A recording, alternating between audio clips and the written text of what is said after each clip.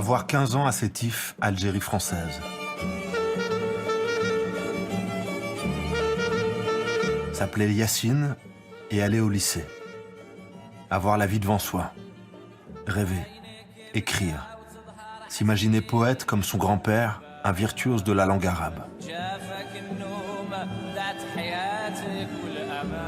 S'imaginer poète, oui, mais dans une autre langue. Celle de Baudelaire, celle de Rimbaud. Celle de Mademoiselle Dubac, de Mademoiselle Clément. Les institutrices dont il était impossible de ne pas tomber amoureux.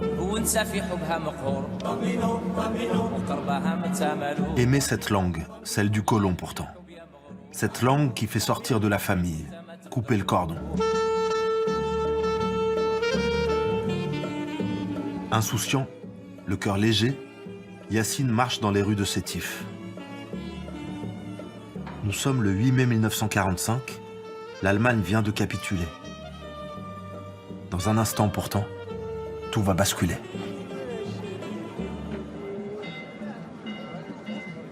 C'était la fin de la guerre, la victoire sur les nazis, c'était la fête. On a entendu sonner les cloches, et puis tout de suite la rumeur s'est répandue que le lendemain on serait libre. Donc c'était un jour de grande espérance pour les Algériens.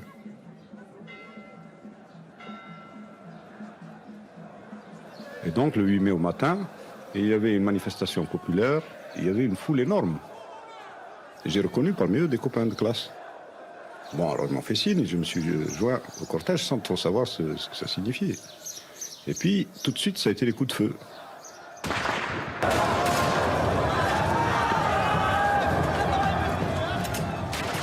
Les cris, le fracas, les corps qui tombent. Un chaos comme Yacine n'en a jamais connu. Le drapeau ensanglanté, celui de l'Algérie rêvée, celui des paysans, celui des militants, celui des scouts musulmans. C'est ce drapeau qui a fait perdre la tête aux policiers et déclencher la tuerie. Ici, c'est la France, gars. Tu crois quoi? Tu penses que parce qu'on a abattu les nazis, tu vas pouvoir récupérer ton pays? Dans les rues de Sétif, maintenant, c'est l'horreur. Les Français tirent sur les Algériens. Les Algériens tuent des Français. En feintant les balles, Yacine rejoint son village. Mais déjà, l'armée distribue des armes aux colons. La chasse aux indigènes peut commencer.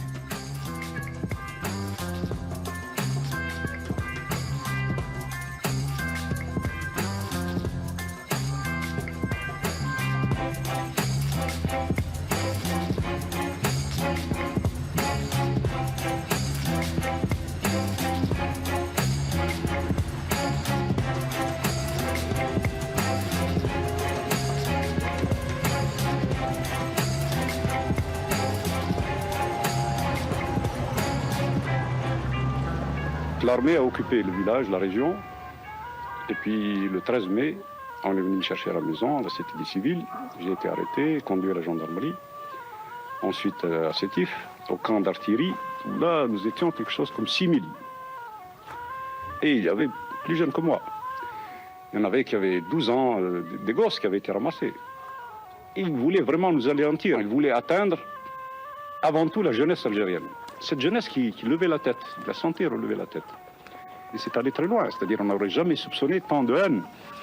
Bon, moi j'ai eu comme ça beaucoup de camarades d'école, beaucoup de jeunes que je connais très bien, qui avaient le même âge que moi à peu près, et beaucoup d'autres qui ont été ramassés et froidement exécutés par les milices.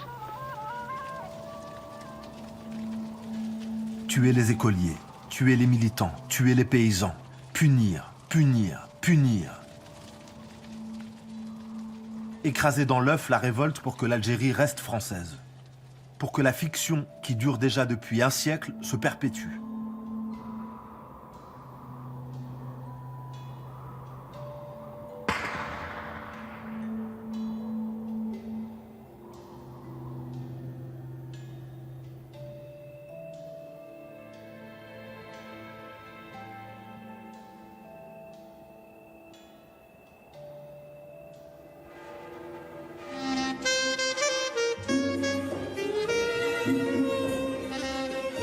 Ici, ce n'est pas une colonie. Ici, ce sont 3 départements français.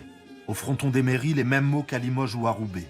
Liberté, égalité, fraternité. Oui, mais à l'usage exclusif des 900 000 citoyens français. Pour les 7,5 millions d'Algériens, c'est la soumission au quotidien. Pour que la fiction se perpétue, il faut exécuter avant qu'ils ne grandissent les petits malins comme Yassine. Mais la mort ne veut pas de lui. Il faut bien qu'un jour, quelqu'un écrive cette histoire.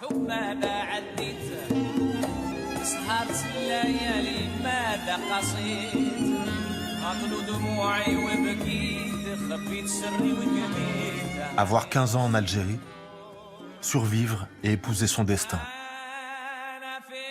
S'emparer des mots de Mademoiselle Dubac, des mots de Mademoiselle Clément, dire le monde qui meurt, annoncer celui qui vient.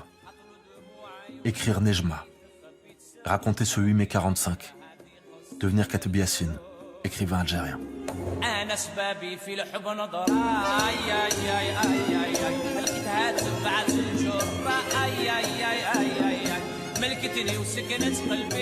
L'Empire ne s'écroule pas partout à la même vitesse. Ici, les colons s'accrochent à leurs rêves. Là, ils n'ont d'autre choix que de lâcher l'affaire. Le jour de la libération, on l'imagine depuis longtemps. Ce sera le plus beau de notre vie. Danser, rire, pleurer de joie, s'embrasser. Sœurs et frères pour toujours. Il y a un détail pourtant que nous préférons oublier. À partir de ce jour, nos souffrances, nous nous les infligerons à nous-mêmes.